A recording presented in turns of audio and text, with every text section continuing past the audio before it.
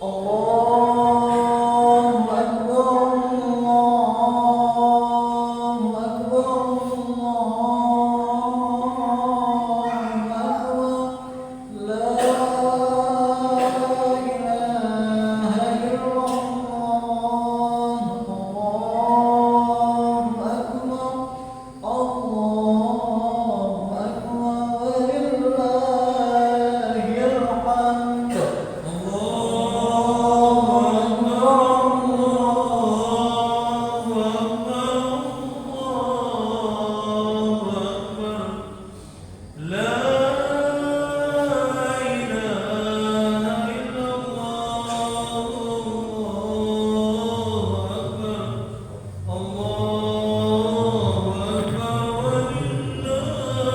La ilaha illallah, Allahu Akbar, Allahu Akbar, walillahil hamd. Assalamualaikum warahmatullahi wabarakatuh. Allahu Akbar, Allahu Akbar, Allahu Akbar. Allahu Akbar, Allahu Akbar, Allahu Akbar. Allahu Akbar, Allahu Akbar, Allahu Akbar. Allahu Akbar kabira walhamdulillahi katsira wa subhanallahi bukratan wa asila. La ilaha illallah wahdahu صدق وعده ونصر عبده وأسى جنده وحسم الأحساب وحده. لا إله إلا الله والله أكبر، الله أكبر ولله الحمد. الحمد لله القائل ولله على الناس حج البيت من استطاع إليه سبيلا. وأشهد أن لا إله إلا الله وحده لا شريك له وأشهد أن نبينا محمدا عبده ورسوله.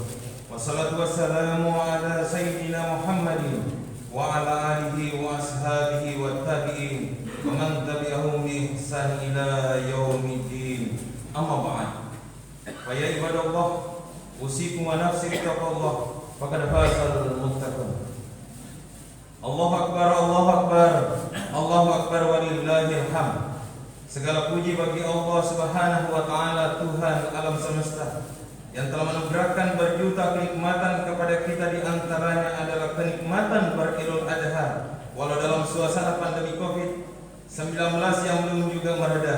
Semua ini harus kita syukuri sebagai hamba yang tahu diri, karena segala yang terjadi di muka bumi ini Allah lah yang paling mengerti. Salawat dan salam atas junjungan Nabi Allah Muhammad sallallahu alaihi wasallam, Nabi rahmatan lil alamin. Pada tahun ini kita kembali merayakan Idul Adha dalam keterbatasan. Gelombang kedua penyebaran COVID-19 di tanah air yang terus mengalami lonjakan membuat pemerintah mengambil kebijakan ketat dalam rangka wujud perlindungan. Tidak semua daerah bisa melaksanakan kegiatan ibadah salat Idul Adha sebagaimana biasa. Begitu juga ibadah kurban yang selalu mengiringi hari raya ini pun tidak serta-merta bisa dilaksanakan dengan leluasa. Sekali lagi ini adalah wujud ikhtiar kita bersama untuk menjaga diri sehingga negeri ini mampu melewati takdir yang telah didatangkan oleh Allah yang Maha Tinggi. Tasarruful imami ala ra'iyah matutun bil maslahah. Tindakan pemerintah terhadap rakyatnya dilakukan berdasarkan kemaslahatan. Di pagi yang penuh barakah ini kita berkumpul untuk melaksanakan salat Idul Adha. Baru saja kita laksanakan rukuk dan sujud sebagai manifestasi perasaan takwa kita kepada Allah Subhanahu wa taala. Kita agungkan namanya, kita gamakan takbir, tahmid dan tahlil sebagai pernyataan dan pengakuan atas keagungan Allah. Takbir yang kita ucapkan bukanlah sekadar gerak bibir tanpa arti, tetapi merupakan pengakuan dalam hati, menyentuh dan menggetarkan relung-relung jiwa manusia yang beriman. Allah Maha Besar, Allah Maha Agung, tiada yang patut disembah kecuali Allah Subhanahu wa taala. Di saat takbir kita renungkan di hati yang paling dalam bahwa betapa mulia dan tingginya pujian akan kebesaran Allah Subhanahu wa taala. Pada saat ini pula terkadang kita tidak mampu menahan air mata karena mengingat keluarga yang jauh dari pandangan mata, saudara yang di perantauan, anak-anak yang dalam perjalanan, orang tua yang sudah tidak ada lagi karena telah dipanggil kehadiran Allah Subhanahu wa Ta'ala. Karena itu melalui mimbar ini saya mengajak kepada diri saya sendiri dan juga kepada hadirin sekalian, marilah tundukkan kepala dan jiwa kita di hadapan Allah yang Maha Besar. Campakkan jauh-jauh sifat keangkuhan dan kecongkaan yang dapat menjauhkan kita dari rahmat Allah Subhanahu wa Ta'ala. Sebab apapun kebesaran yang kita sandang, kita kecil di hadapan Allah. Betapapun perkasanya kita, masih lemah di hadapan Allah yang Maha Kuat. Betapapun hebatnya kekuasaan dan pengaruh kita, kita tidak berdaya dalam genggaman Allah yang Maha Kuasa atas segala-galanya. Idul Adha dikatakan hari raya haji karena kemarin pada tanggal 9 Zulhijjah saudara-saudara kita melakukan wukuf di padang Arafah. Al-Hajju Arafah, haji adalah Arafah. Dengan berpakaian ihram, pakaian yang tak berjahit. Seluruh jamaah haji memakai pakaian ihram berwarna putih yang melambangkan suci. Semua jamaah haji melepaskan predikat identitas pribadi, menanggalkan status sosial dan segala atribut artifisial yang seringkali menjadi sumber keangkuhan dan kesombongan diri. Suasana wukuf di Arafah menggambarkan pada mahsyar yang akan dihadapi seluruh umat manusia dalam skala ini. Hari ketika mulut telah dikunci, tapi tangan dan kaki nanti yang akan bersaksi di depan pengadilan ilahi Rabbi tentang amal baik dan amal buruk selama hidup di dunia yang fana ini. Al-yawma nakhtimu ala afwahihim wa tukallimuna aydihim wa tashhadu arjuluhum bima kanu yaksibun. Umat Islam di tanah suci Makkah menggambarkan eksistensi manusia di hadapan kebesaran Rabb yang Maha Agung. Mereka senantiasa bertalbiyah, labbaik Allahumma labbaik, labbaik la syarika lak labbaik, innal hamda wan ni'mata laka wal mulk la syarika lak. Kami penuhi panggilanmu wahai Allah. Wahai Allah, kami datang memenuhi seruanmu. Tiada sekutu bagimu. Sesungguhnya segala puji, nikmat dan karunia hanyalah milikmu. Segala kekuasaan dan kerajaan tiada sekutu bagimu. Allahu Akbar, Allahu Akbar, Allahu Akbar walillahil hamd. Hari raya Idul Adha juga dikatakan hari raya kurban. Untuk itu perlu kiranya kita kembali merenungi apa sesungguhnya makna dari rutinitas ibadah kurban yang kita lakukan. Adakah nilai khas ibadah ritual hari raya Idul Kurban yang kita rayakan hari ini diawali oleh suatu peristiwa pengorbanan yang dilakukan oleh Nabi Ibrahim terhadap anaknya Ismail? Allahu Akbar, Allahu Akbar, Allahu Akbar walillahil hamd. Hari ini kita kenal kembali manusia agung yang diutus oleh Allah Subhanahu wa Ta'ala untuk menjadi nabi dan rasul, yakni Nabi Ibrahim alaihissalam beserta keluarganya Ismail dan Siti Hajar. Keagungan pribadinya membuat kita, bahkan Nabi Muhammad SAW, harus mampu mengambil keteladanan darinya. Allah Subhanahu wa Ta'ala berfirman, "Kanat lakum uswatun hasanah fi Ibrahim walladzina ma'ah."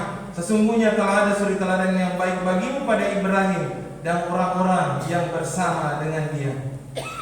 Hadirin jamaah Idul Adha yang berbahagia, apa yang dilakukan oleh Nabi Ibrahim terhadap anaknya Ismail bermula dari suatu isyarat mimpi yang benar dari Allah Subhanahu wa Ta'ala, seperti dikisahkan Allah dalam Quran As-Saffat 102. Falamma balagha ma'ahu sayya qala ya bunayya anni ara fil manam anni asbahuka wanzur ma satara. Qala ya abati fa'al ma tu'mar satajiduni insyaallah minas sabirin. Maka tak kala anak itu sampai pada umur sanggup berusaha bersama-sama Ibrahim berkata, "Hai anakku, sesungguhnya aku melihat dalam mimpi aku menyembelihmu, maka pikirkanlah apa pendapatmu."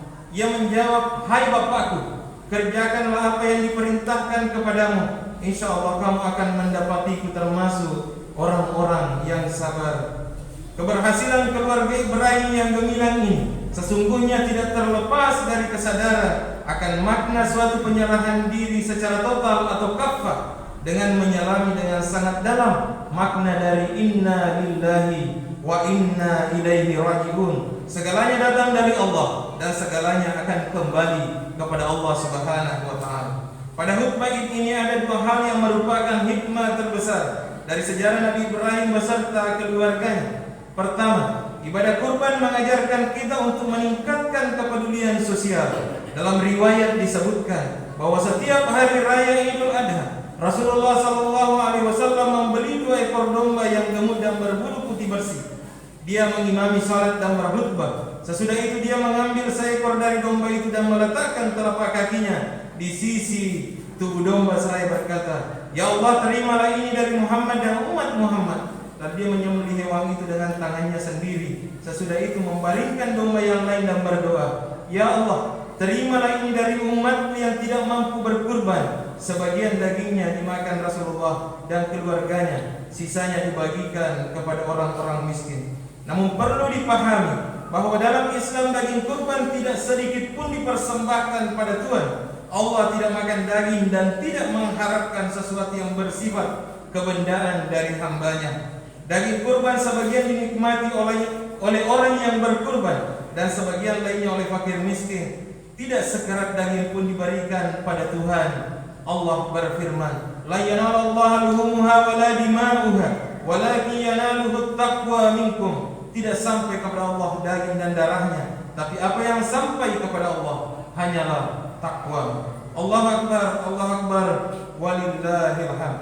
Kurban yang secara harfiah berarti mendekatkan diri kepada Allah melalui pendekatan kita kepada sesama manusia, khususnya kepada mereka yang tidak berkecukupan. Ketika Rasulullah mengatakan namakan kurbannya untuk dirinya, keluarganya dan seluruh umatnya yang tidak mampu, ia menegaskan bahwa ibadah kurban sebagai ibadah sosial. Ibadah kurban bukan sekedar ritual persembahan untuk meningkatkan kualitas iman dan takwa seseorang, dan bukan hanya cara memperoleh kepuasan batin, bukan juga kesempatan buat orang untuk menunjukkan kesalehan dengan harta yang dimilikinya, tapi dengan ibadah kurban seorang mukmin memperkuat kepekaan sosialnya.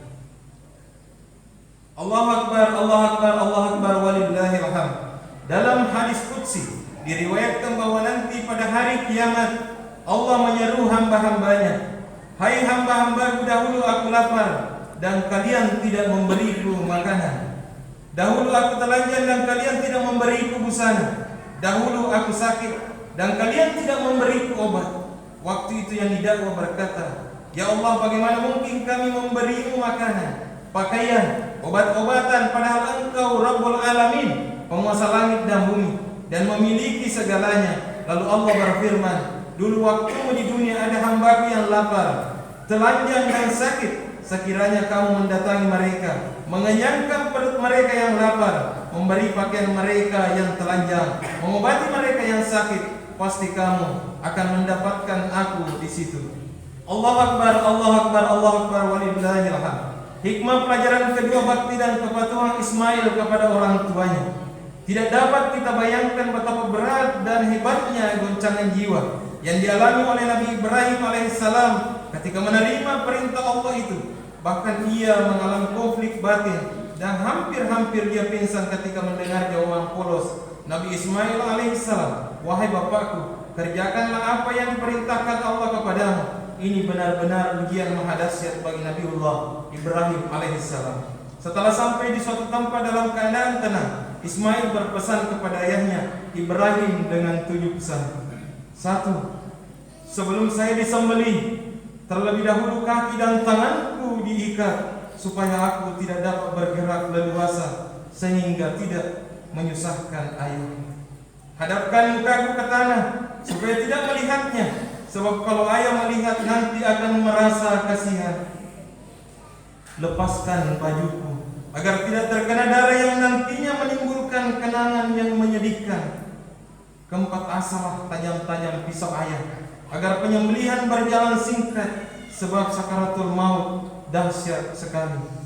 Berikan bajuku kepada ibu untuk kenang-kenangan, serta sampaikan salamku kepadanya supaya dia tetap sabar. Saya dilindungi Allah Subhanahu wa ta'ala. Jangan ceritakan bagaimana ayah mengikat tanganku. Jangan izinkan anak-anak sabayaku datang ke rumah agar kesedihan ibu tidak terulang kembali. Dan apabila ayah melihat anak-anak sabayaku, jangan terlampau jauh untuk diperhatikan, nanti ayah akan bersedih.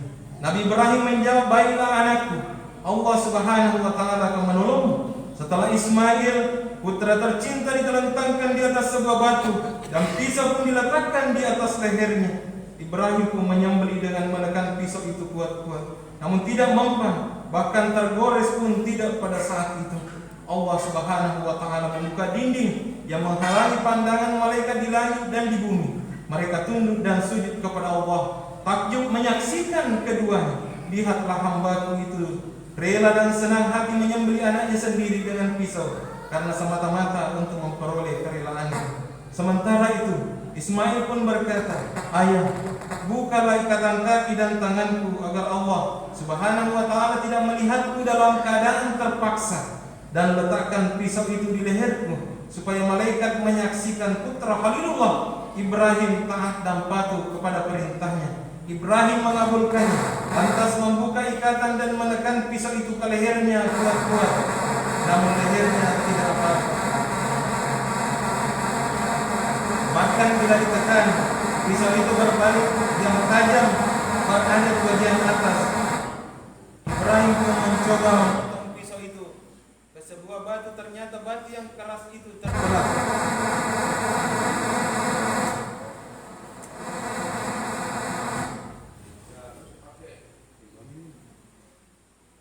"Hai pisau, engkau sanggup membelah batu, tapi kenapa tidak sanggup memotong leher?" kata Ibrahim. Dengan izin Allah, pisau itu menjawab, "Anda katakan potonglah, tapi Allah mengatakan jangan potong. Mana mungkin aku memenuhi perintahmu wahai Ibrahim, jika akibatnya akan durhaka kepada Allah Subhanahu wa ta'ala." Dalam pada itu Allah Subhanahu wa ta'ala memerintahkan Jibril untuk mengambil seekor kibas dari surga sebagai gantinya. Dan Allah Subhanahu wa ta'ala berseru dengan firman-Nya, menyuruh menghentikan perbuatannya, tidak usah diteruskan pengorbanan terhadap anaknya. Allah telah meridhoi dan anak memasrahkan tawakal mereka sebagai imbalan keikhlasan mereka. Allah mencukupkan dengan penyembelihan seekor kambing sebagai korban, sebagaimana diterangkan dalam Al-Quran surah As-Saffat ayat 107. "Wa qadainahu bi sibhin adzim," dan kami tebus anak itu dengan seekor sembelihan yang besar. Menyaksikan tragedi penyembelihan yang tidak ada bandingannya dalam sejarah umat manusia itu, malaikat Jibril menyaksikan ketaatan keduanya. Setelah kembali dari surga dengan membawa seekor kibas, kagumlah ia seraya terlontar darinya suatu ungkapan, "Allahu Akbar, Allahu Akbar, Allahu Akbar." Nabi Ibrahim menyambutnya, "La ilaha illallah, Allahu Akbar." Disambung oleh Nabi Ismail, "Allahu Akbar, walillahil hamd." Yang menjadi pertanyaan, masih adakah remaja kita sekarang seperti Ismail alaihissalam yang telah mengorbankan jiwanya di jalan Allah? Masih adakah anak-anak kita sekarang senantiasa menuruti perintah ayahnya, terutama ibunya? Masihkah anak-anak sekarang senantiasa penuh pengabdian kepada kedua orang tuanya, sebagaimana pengabdian Nabi Ismail kepada orang tuanya? Mari kita kenang kembali perjuangan mereka. Natampuki kurang lebih asera ulang ipas salah-salah jokana Andre temasipa inung temap pasau dekat tinro temama rigo angkata natampu rilala baguana. Ketika kita akan lahir, apakah kita sadar bahwa ibu kita mempertaruhkan nyawanya untuk kita agar kita bisa lahir dengan selamat? Najajian rigo angkana nasi bawai an rasa-rasa yasinna an rasa-rasa tepajare kero masu macolok darah. Ketika kita masih kecil tak bisa berbuat apa-apa, ibu menyusui dan menyuapi kita dikala kita belum lapar. Dia selimuti dan peluk kita dikala kita merasa dingin. Dia gendong di saat kita tak mampu berjalan. Tidak henti-hentinya mereka memeluk dan menciumi kita dengan penuh cinta dan kasih sayang.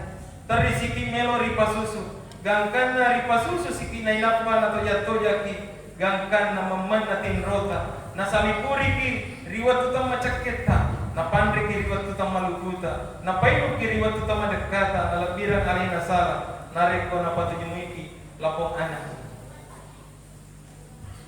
Riwayat ini mengajak kita untuk membayangkan kedua orang tua kita masing-masing dan bertanya dalam lubuk hati yang paling dalam, sudah seberapakah pengabdian kita kepada orang tua? Sampai di mana usaha kita telah membantu orang tua kita Apakah kita selama ini menyayangi keduanya sampai berumur lanjut sejak kecil? Mereka mendoakan kita. Nah, apakah kita sering mendoakan mereka? Ibu dengan susah payah merawat kita sejak dalam kandungan, dan ibu telah mempertaruhkan nyawanya antara hidup atau mati saat kita akan dilahirkan. Wajar jika Nabi SAW bersabda, "Al-jannatu tahta aqdamil ummahat." Surga terletak di telapak kaki ibu. Demikian pula bapa yang tanpa mengenal panas atau hujan mencari rezeki untuk menghidupi anaknya, memberikan segala apa yang kita inginkan sejak kita masih kecil. Dia telah bermandikan keringat, mencari nafkah untuk kelangsungan hidup anaknya. Kebaikan keduanya tidak sebanding dunia beserta isinya. Oleh karena itu, mari kita sejenak kita membayangkan muka kedua orang tua kita setelah Idul Adha ini. Mari kita menemui keduanya dan menyatakan pengabdian kita kepadanya bagi mereka yang orang tuanya tinggal jauh dari sini. Mari kita sediakan waktu untuk menjaganya selagi kita belum terlambat memohon maaf kepadanya. Dan bagi kita orang tuanya telah meninggal, mari terus berbuat baik kepadanya dengan jalan terus-menerus mendoakannya, menyambung silaturahmi dengan kerabat dan sahabatnya semasa ia hidup dan meluangkan waktu menziarahi kuburannya. Akhirnya, melalui khutbah Idul Adha ini, semoga jalan berkorban dapat menyadarkan kita untuk senantiasa meningkatkan kepedulian sosial, dan dari kisah kepatuhan dan bakti berakhir senantiasa membawa kita untuk berbakti dengan penuh pengabdian kepada kedua orang tua. Barakallahu li wa lakum fil Qur'anil azim. Wa nafa'ani wa iyyakum bima fihi minal ayati wa dzikril hakim. Wa taqabbal minni wa minkum tilawatahu innahu huwal ghafurur rahim.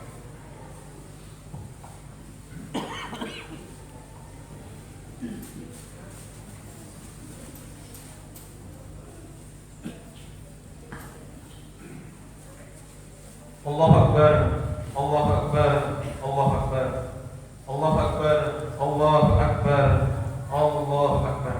Alhamdulillah ala ihsanihi wa syukru lahu ala taufiqihi wa imtinani. Wa asyhadu an la ilaha illallah wallahu wahdah la syarika lahu wa asyhadu anna nabiyyina Muhammadan abduhu wa rasuluhu da'i ila ridwani. Allahumma salli ala sayyidina Muhammadin wa ala alihi wa ashabihi wa sallim tasliman katsiran. Amma ba'd, fa ya ayyuhan nas ittaqullaha fima amara wa antahu amma naha wa alamu anna Allah amarakum bi ihsanin bi sidqihi bi nafsihi wa sanadi bi malaikatihi bi qudsihi wa qala ta'ala inna Allaha malaikatahu yusalluna 'alan nabi ya ayyuhalladzina amanu sallu 'alaihi wa sallimu taslima. Allahumma salli 'ala sayyidina Muhammadin sallallahu alaihi wasallam wa 'ala ali sayyidina Muhammadin wa 'ala 'abdika wa rusulika wa malaikata muqarrabin wa radallahu 'anil khulafa'ir rasyidin Abi Bakr wa Umar wa Utsman wa Ali wa an baqiyatis sahabah wa tabi'in tabi'in